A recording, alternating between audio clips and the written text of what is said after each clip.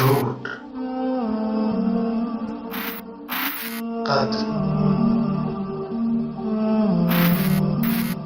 गीबत,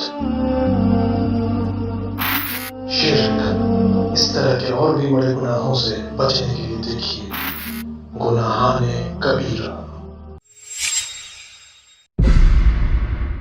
औज़ुबिल्लाहि मिनश्शैतानिर्रजीम, बिस्मिल्लाहिर्रहमानिर्रहीम। नाज़रीन इकराम, अस्सलामु अलैकुम। एक मरतबा फिर गुनाह कबीरा के इस नए एपिसोड में आप सबको खुशामदीद कहते हैं।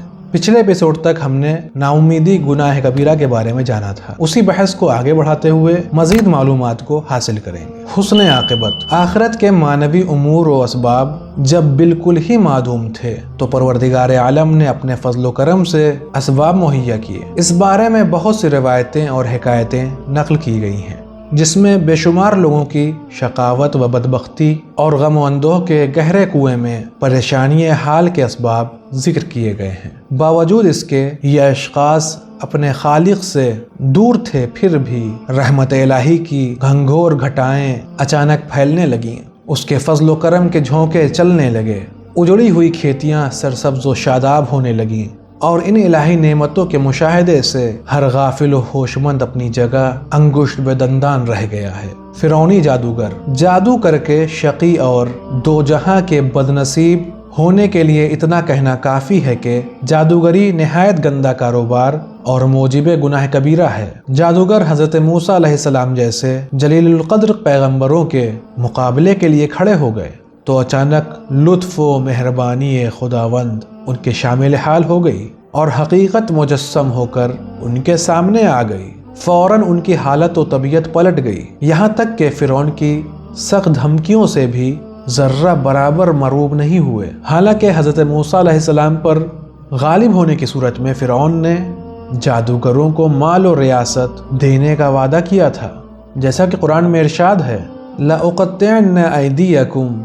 व अर्जुलकुम मिन खिलाफिन व लउसल्लिबन्नकुम अजमईन क़ालू ला ज़ैर लना इन्ना इला रब्बिना मुनक़लिबून। तुम्हारे एक तरफ के हाथ और दूसरी तरफ के पांव काट डालेंगे और तुम सबको सूली देंगे। वो जवाबन बोले, कुछ परवाह नहीं, हमको तो हर हाल में अपने परवरदिगार की तरफ लौट कर जाना है। आसिया एक मोमिना खातून थी। अल्लाह ताला जिसे चाहता है मानवी व उखरवी मिराज अता कर देता है। हजरत आसिया जो फिरौन की बीवी थी, निहायत ऐशो इशरत से जिंदगी गुजार रही थी, दुनियावी नेमत व दौलत से मालामाल थी, लेकिन अचानक उनका दिल नूर ईमान से मुनव्वर हुआ और इस हद तक आपका दिल मुतमईन व कवी हो गया कि फिरऔन की मुसलसल अजियतों और गुनागुन मसायब के बावजूद आपके पायसेबात में कतअन कोई लग़ज़िश न आई और नहायत पामर्दी से आप अपने नज़रिए पर कायम रही और आपने नहायत दिलेरी के साथ परवरदिगार आलम और उसके रसूल हज़रत मूसा अलैहिस्सलाम पर ईमान लाने का ऐलान कर दिया। जिस वक्त आपको शहीद किया जा रहा था और आप आखिरी सांस ले रही थी तो आपने अपने खालिक से ये दुआ मांगी थी, वज़रबल्लाहु मसलन लिल्लज़ीना आमनू इम्राअत फिरऔन इज़ क़ालत रब्बि इब्नि ली बैतन फ़िल जन्नह वनज्जनी मिन फिरऔन व अमलिही वनज्जनी मिनल क़ौमिज़ ज़ालिमीन। और खुदा ने मोमिनीन की तसल्ली के लिए फिरऔन की बीवी आसिया की मिसाल बयान फरमाई जब उसने दुआ की, परवरदिगारा मेरे लिए अपने यहाँ बहिश्त में एक घर बना और मुझे फिरऔन और उसकी कारस्तानी से नजात दे और मुझे जालिम गिरोह से नजात दे। असहाब कहफ, जिनकी तादाद 7 बताई जाती है, ये लोग दकियानूस बादशाह के वजीर और रोसाए ममलकत थे। दकियानूस के दावाए खुदाई की तायीद व हिमायत करते थे। दफ़अतन उनकी आंखें खुल गई, उनके क़ुलूब नूर ईमान से रोशन होने लगे। उन्हें दकियानूस के बातिल अक़ीदे का एहसास हो गया। चुनांचे दुनियावी इक़्तिदार व इज़्ज़त और ख्वाहिशात नफसानी से सरफ़ नज़र करते हुए शहर को छोड़कर पहाड़ों और जंगलों की तरफ चले गए और किसी गार में रुपोश हो गए। उनके हालात सूरह मुबारक कहफ में मुफस्सल जिक्र किए गए हैं। क़यामत तक उनके नाम तारीख़ आलम में सब तो महफूज रहेंगे। मौत से पहले बेदारी।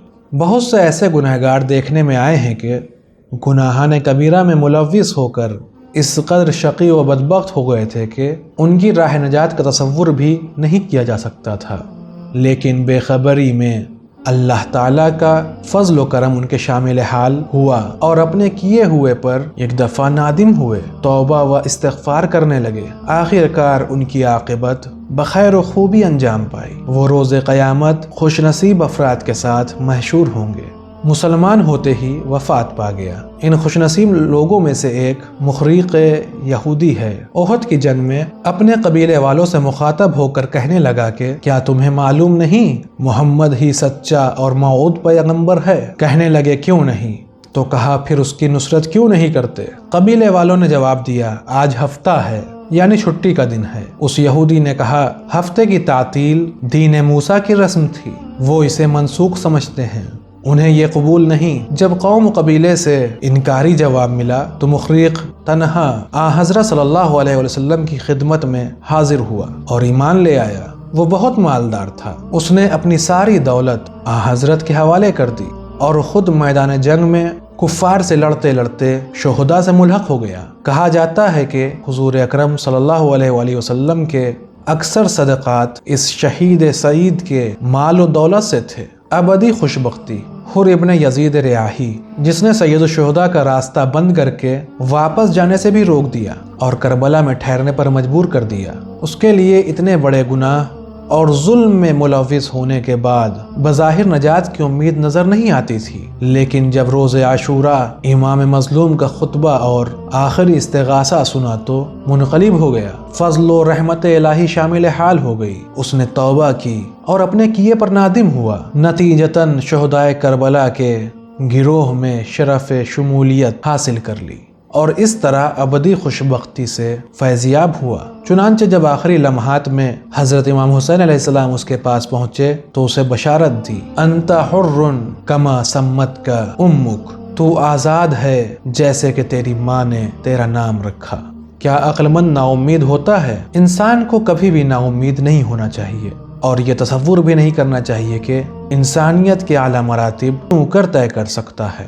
اگرچہ اس قسم کی نا امیدی یعنی رحمت الہی سے مایوسی حرام یا گناہ کبیرہ تو نہیں ہے، پھر بھی مومن کے لیے یہ گمان زیب نہیں دیتا کہ روحانی درجات کے پیش رفت کے لیے ظاہری اسباب کو مؤثر سمجھے، مثلا جوانی کی طاقت، سوچ و سمجھ اور کام کرنے کی صلاحیت اور جذبہ محنت درکار ہے۔ ایسا ہرگز نہیں، بلکہ بہت سے اشخاص مذکورہ ظاہری اسباب سے محروم تھے، مگر جب فضل و رحمت خدا معجزن ہوئی تو بلند ترین مقام تک پہنچ چکے تھے، جیسے فضائل بن عیاض، عمران صابی، برہم نصرانی اور صاحب ریاض وغیرہ۔ یہ لوگ اس وقت خواب غفلت سے بیدار ہوئے جبکہ بڑھاپے سے ضعیف ہو گئے تھے اور عمل و محنت کی طاقت ان سے ختم ہو چکی تھی۔ نا امیدی گناہ بزرگ، مایوسی کفر کے ناپاک آثار کا لازمہ اور رب العزت کی عظمت و شان سے انکار کے مترادف ہے۔ جس نے اللہ تعالیٰ کو اس کی قدرت کاملہ، فضل و کرم اور علم و رزاقیت سے پہچان لیا